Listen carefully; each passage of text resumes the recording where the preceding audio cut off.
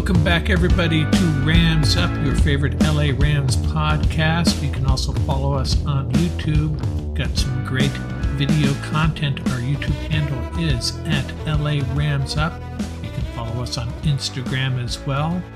I'm your host, Mark. Let's get to it.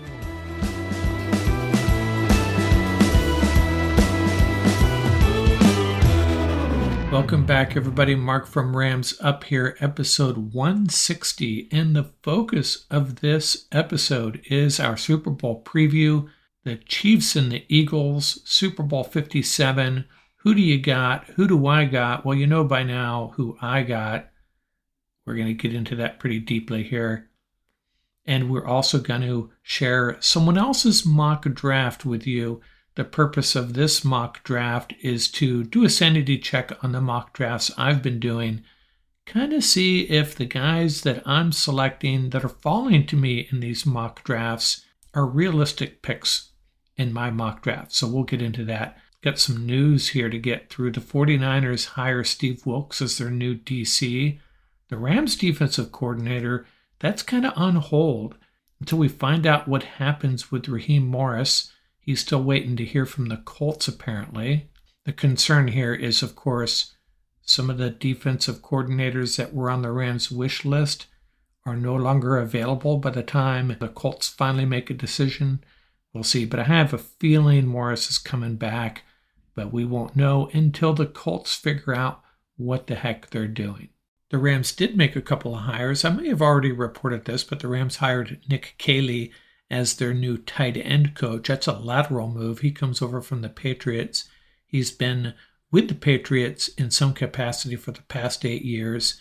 And they also hired Ryan Wendell as their new offensive line coach. He comes over from the Bills, where he was their assistant offensive line coach. He's from Pomona, played at Fresno State. He played 9 years on that Patriots offensive line as well. Hey, and how about Ronnie Rivers, the Rams rookie running back? Wins over $500,000 in Vegas playing 3-card poker. His salary, by the way, was $870,000. Nice bit of cash for Mr. Rivers. Now, before we get to the Super Bowl, I got to talk Lakers here for a minute. How can we avoid it? LeBron James finally passes Kareem Abdul-Jabbar and is now the NBA's all-time leading scorer. You know, I love Kareem Abdul-Jabbar. Kind of sad to see him have to pass the torch, but at least it's to another Laker. LeBron getting it done. It was inevitable, right? But love both these guys. And yes, LeBron is the greatest player in the history of the universe. I don't even want to hear this Michael Jordan stuff. I hate this argument that Michael has more rings and therefore he is the greatest ever. But hey, Robert Horry has more rings than LeBron James. I will give you that there was much more separation between Jordan and his peers. He was really ahead of his time. Heads and shoulders, by far the best player of his era.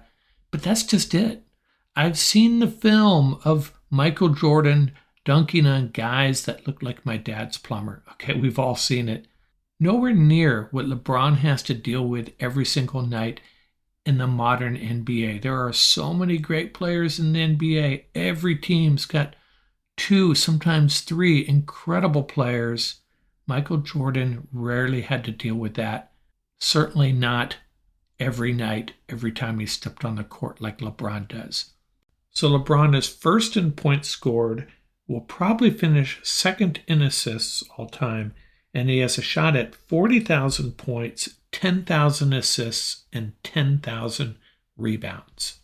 What LeBron does on a nightly basis is good enough for me. Greatest player ever. End of story. And speaking of the Lakers, big trade. 3-team trade. Lakers, Timberwolves, and Jazz. The Lakers finally get rid of Russell Westbrook. They send him and a 2027 first-round pick to the Jazz. The Lakers get D'Angelo Russell, Malik Beasley, and Jared Vanderbilt. And Michael Conley goes from the Jazz to the Timberwolves. And making this trade even more attractive for the Lakers, that first-round pick they gave up is top 4 protected. Draft picks involved in this, but the key is The Lakers add D'Angelo Russell, who was originally drafted by the Lakers, Malik Beasley, who's a great shooter, something the Lakers have been lacking, and Jared Vanderbilt, one of the best defenders in the league, and of course, finally getting rid of that Russell Westbrook contract. You know, Lakers GM Rob Pelinka gets a lot of heat, but he nailed this one. The Lakers now have added Rui Hachimura, D'Angelo Russell, Malik Beasley, and Jared Vanderbilt, all 26 years old or younger. The Lakers acquired all four for a single first-round pick and 4 seconds.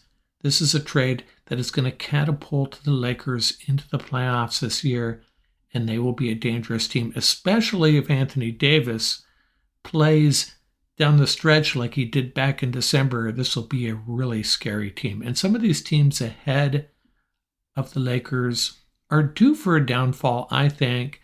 My special assistant thinks as well. And it's a little ironic that Westbrook goes to the Jazz, a team which he has had some issues with the fan base there, with some racial stuff going on during games. But in all likelihood, Westbrook will not be staying there. They'll buy him out. He'll become a free agent, and then he'll sign with either the Heat or the Clippers. That would be my guess, or I should say our guess. The key, I think, is really Beasley. The Lakers have been missing that outside shooter, and he's one of the best in the league. This makes up for losing Malik Monk. You can't overestimate how important it's going to be to this Lakers team adding a shooter like Beasley. Enough of the basketball stuff. Let's get to this Super Bowl preview, and then we'll get into that mock draft by Luke Easterling of USA Today and their draft wire.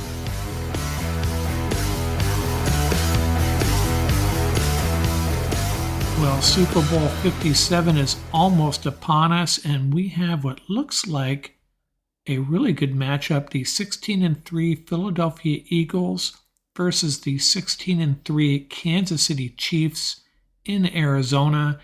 I'm going to tell you who's going to win. Actually, I've already told you several times who's going to win, but I'm going to get into the details here. Why are the Philadelphia Eagles going to roll to a win over the Kansas City Chiefs? If I sound extremely confident about this prediction, it is because I am. And if I turn out to be right, you're all going to look back and say, man, that Rams Up guy is so smart. And if I'm wrong, hopefully you'll forget all about this. So let's get through some of the matchups here, some of the key units in this game that are going to decide the outcome. The first thing we got to talk about is this Philadelphia Eagles front four. This group is going to be able to get to Patrick Mahomes without blitzing, and with this good cornerback group behind him, we'll talk about them in a minute, Patrick Mahomes is going to have a lot of trouble. This front four has 4 players with 12-plus sacks, and Hassan Reddick, who has 19.5 sacks through the playoffs now, will be lining up primarily against Andrew Wiley, the Chiefs' right tackle. Wiley has surrendered 9 sacks and 53 quarterback pressures. And don't forget Mahomes' ankle. Now, they're going to treat that before the game. He'll probably be in pretty good shape, and maybe we won't even notice, but that's a check in the Eagles' favor, the fact that Mahomes will likely not be 100% when it comes to mobility. And the Chiefs, as good as their offensive line is, they do give up a lot of pressure, but this Eagles front four is something special. Josh Sweat, Brandon Graham, Javon Hargrave, and Hassan Reddick, who you could argue is the defensive player of the year, all with over 10 sacks, and we haven't even mentioned perhaps their best defensive lineman, Fletcher Cox, who also had 7 sacks. And again, those Eagles cornerbacks help out this defensive line. They're not going to have to blitz. Between the coverage and the talent they have on that front, Chiefs are going to be in a little bit of trouble. The Eagles led the league in sack rate, and it wasn't even close. I'm stealing this from Mina Kimes, one of our favorite NFL analysts. She points out that the difference between the Eagles' sack rate and the second-best team is the same as the difference between that second-place team and the 23rd team. So the Eagles' pass rush is off the charts, and the Chiefs are going to be in trouble because of that. Now, can the Chiefs receivers step up and make a difference? Well, they're running into a darn good secondary. Plus, McCole Hardman may not be able to play, leaving MVS and Juju Smith-Schuster going up against three really good cornerbacks, Darius Slay, James Bradbury, and Avonte Maddox. And so between these good corners and a somewhat depleted and underwhelming Chiefs receiving core, and this pressure that the Eagles are going to be able to bring, the Eagles are going to be able to give extra attention to the one ace in the hole the Chiefs have, and that's Travis Kelce. Kelce will produce, there's no doubt about it, but the Eagles are going to be able to throw a lot at him because of the fact that they win the cornerback versus receiver matchup, and they win the defensive line versus offensive line matchup. And how about the Chiefs' running game? Can they make a difference? They're going to have to lean on Isaiah Pacheco. The Bengals held the Chiefs to 27 yards on 15 carries. That's not a good way to come into a game against a really good defense. Their longest run against the Bengals was 6 yards. So I love Isaiah Pacheco, big, powerful back, hard to bring down. But if that's what the Chiefs are planning on leaning on, not a good plan in my opinion. I just don't see a lot of options for this Chiefs offense unless Mahomes can really extend plays, Pacheco can make more of a difference than I think he can, and Kelce can somehow find a way to break loose. Let's talk about the Eagles' offense. Now, hurt shoulder might not be 100%, but these extra 2 weeks has got to be a big help.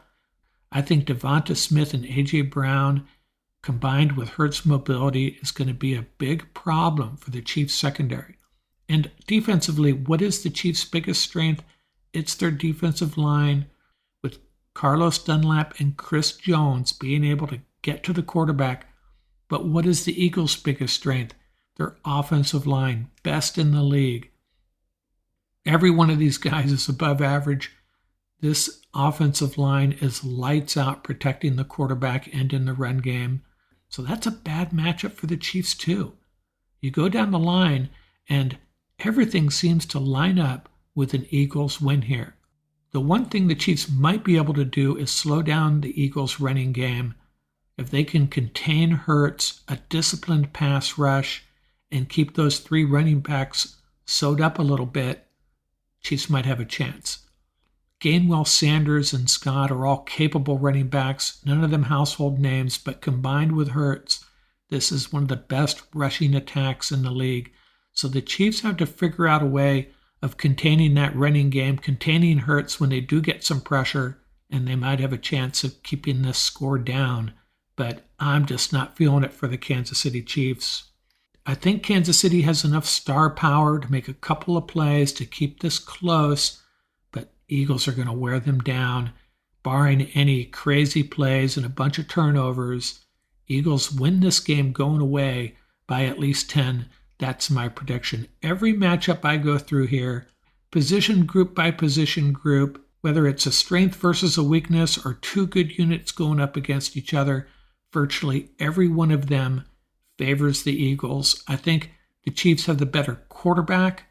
Can Mahomes pull off some magic and carry the Chiefs to a Super Bowl win? He's going to have to. He may be their only chance, but I'm rolling with the Eagles to win this pretty handily.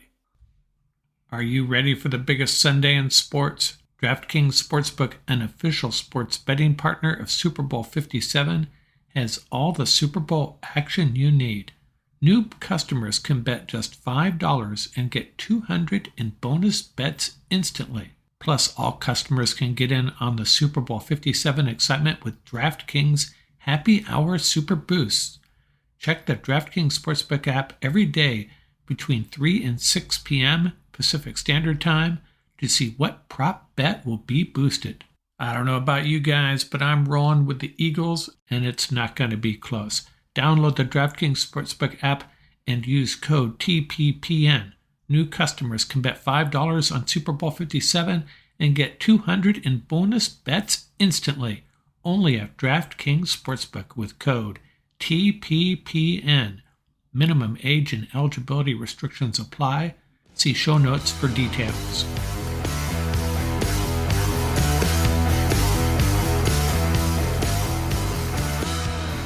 If you've been following our YouTube channel and our podcast on a regular basis, you've seen a bunch of mock drafts that we've shared.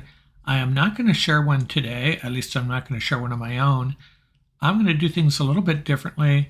I'm going to share someone else's mock draft, not every pick, but I'm going to run through it fairly quickly, get to that Rams pick, number 36 overall, kind of a sanity check to see what players are available in other mock drafts. Are the guys I'm selecting realistic or not, so we can more accurately hone in on what players the Rams really will have to choose from? I was discussing my mock drafts with a friend of mine, and he commented, "Isn't it a little early for mock drafts?" And I said, heck no, it's never too early for NFL mock drafts. Besides, they're just too much fun. This draft is from Luke Easterling of USA Today, posted on February 2nd. This is from their DraftWire website. First thing of note, the Colts trade with the Bears and move into that number 1 slot. The Colts rolling with Justin Fields, so they vacate the number 1 pick, and the Colts select Kentucky quarterback Will Levis. That leaves Bryce Young to go to the Texans number 2 overall. Arizona grabs edge rusher Will Anderson, and the Bears take the pick they got from the Colts in that trade, select the guy some people are calling the best player in the draft. Tampa Bay trades up with the Lions, grabs that number 6 pick, and drafts Ohio State quarterback C.J. Stroud. He'll take over from Tom Brady. This is the pick that originally belonged to the Rams. We'll jump all the way down to the number 20 pick. The Chiefs, with the pick they got from Seattle, select wide receiver Jordan Addison out of USC. The Chiefs still have a lot of weapons, but none of them have really emerged as that consistent threat that Tyreek Hill presented. So they go with Addison, hoping that he'll be the guy. And I've mentioned several times, if this draft is loaded at one position, there are as many as 5 that could be the first tight end selected. In this draft, at number 24 overall, the Jags select Notre Dame tight end Michael Mayer.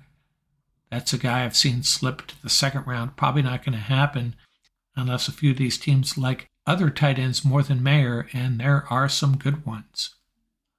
At 27 overall, the Bills take Texas running back Bijan Robinson. Now, fewer and fewer teams are willing to take running backs in the 1st round, but Robinson is special. The Bills have been trying to figure out that position for a while, and Robinson, that makes that Bills offense even more scary. Talking about tight ends again, Cincinnati takes Georgia tight end Darnell Washington, 28 overall. So there's 2 of the 5 tight ends that could be the first one selected. Washington is that beast out of Georgia, 6'7", 280. He is going to be a matchup nightmare at the NFL level. If there's one interior offensive lineman the Rams might see fault to them that they would consider taking, it's Osiris Torrance out of Florida, but the Saints pick him at 29 in this draft. And at the top of the 2nd round, 3 guys that I have had mocked to the Rams go in order: Baylor defensive lineman Siaki Ika, Georgia edge rusher Nolan Smith, and Mississippi State cornerback Emmanuel Forbes. The Bears take Ohio State offensive lineman DeJuan Jones. So who is left for the Rams to pick? Felix Enuduke-Uzama, the edge rusher out of Kansas State. I've had him go to the Rams a couple of times. Quarterback Tyreek Stevenson out of Miami. Tyreek Stevens, the cornerback out of Miami. This is the guy Daniel Jeremiah called the top cornerback at the Senior Bowl. And Luke Musgrave, he's another guy that could end up being the first tight end selected. Not sure if that's going to happen. Probably doubtful, actually. But if you get him in the 2nd round, you'll be very, very happy. 2 defensive linemen I've had mocked to the Rams. The big guy out of Michigan, Mazi Smith, and then Keanu Benton out of Wisconsin. Now, I think the Rams would only consider a defensive lineman at that number 36 spot if A'Shawn Robinson and Greg Gaines were clearly moving on to other teams or had already. Jalen Duncan, the offensive tackle out of Maryland, is still there. I don't think the Rams would go that way. unless they are convinced that neither Alaric Jackson and Joseph Noteboom are the answer, and they have to solve that offensive tackle problem more than anything else. Then they might take Duncan. And yet another tight end, Dalton Kincaid. He's another tight end that could go in the first round. But in this draft, another guy has slipped to the Rams that I have not mocked to them as of yet, and that is edge rusher B.J. Ojulari out of LSU, and that is the selection. And Ojulari is something special. His intangibles are off the charts. LSU does this thing where they award the number 18 jersey to a very special player. According to Brian Kelly, this is a player that pays attention to detail, has great focus, represents the program in a positive way in the classroom, in the community, and on the field. On top of that, this guy has incredible speed, can get around that corner, but he's not a one-trick pony. He's got a lot of moves, and he used them all at the college level. Comes in at 6'3", 250. Comes in with 16 and a half sacks in his 3-year career at LSU, 5.5 this past season. There is not much to dislike about B.J. Ojulari. Don't have to worry about character. Don't have to worry about leadership. If he's going to work hard in the classroom and on the practice field, and if he's going to produce on Sundays, no concerns whatsoever. I think the Rams would jump all over Ojulari if he's there. And what happened to these other guys I mentioned? Kincaid went 48th overall to the Lions. Remember, the Lions traded T.J. Hawkinson to the Vikings, so they have a little bit of a void to fill there. Duncan, the offensive tackle, went to the Steelers. Musgrave, a few picks later, to the Dolphins. What a value they're getting. Benton, the defensive lineman, goes to the Seahawks to further bolster that defense that really needs help. And the Bears get the edge rusher Felix Ndubuike-Uzama. Jags pick the big defensive lineman out of Michigan, Mazi Smith, number 56 overall. Tyreek Stevenson, the cornerback I have been pumping up, was not picked in the first or second round, so he might be there when the Rams pick in the third to come out of this draft with Ojulari and Stevenson, who would be a very big deal for the Rams. Concerns along the defensive line if Gaines and Robinson moved on, but they can address that later in the draft. And I'm still concerned about tight end long term. But there are still some good tight ends left as well, actually.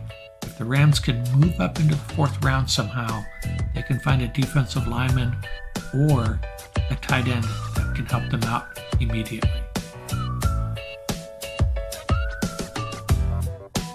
That's going to do it for this episode. Remember, you can reach us at ramsuppodcast@gmail.com.